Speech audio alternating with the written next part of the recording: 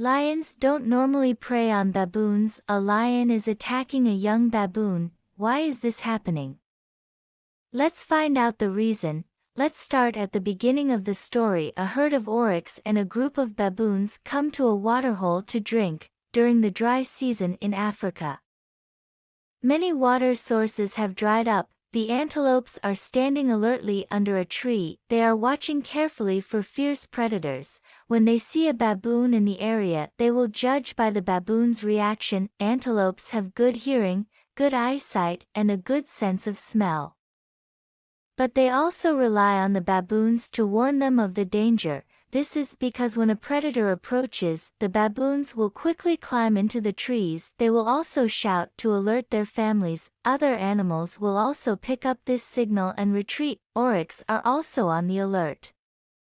As soon as the baboons call, they will be ready to flee, but for now, the baboons have let their guard down. Their behavior has convinced the antelopes that there is no danger here. The antelopes make their way to the water slowly. They start to drink the water. But the baboons have formed a partnership with the lions. Yes, the baboons are putting on a show for the gazelles. The baboons sit quietly at the water's edge. This gives the antelope a false sense of security. A few baboons walk under a tree and look out quietly. Do you think they are being impatient? No, they are just approaching.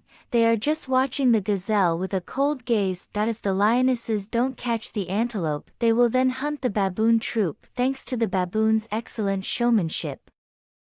The antelopes don't notice the lions ducking. They are still drinking water. A lioness is creeping up on her. The lioness lowers her body. The lioness suddenly attacks. In the blink of an eye, she is at the gazelle's side. The herd is terrified and runs for cover.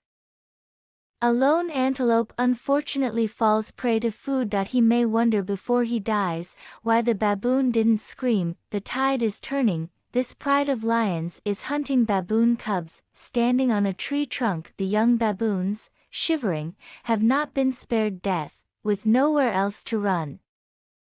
They choose to force their way across the river.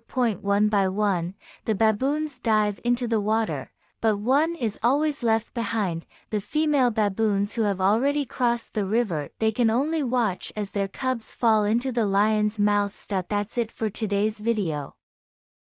Thank you for watching and for subscribing.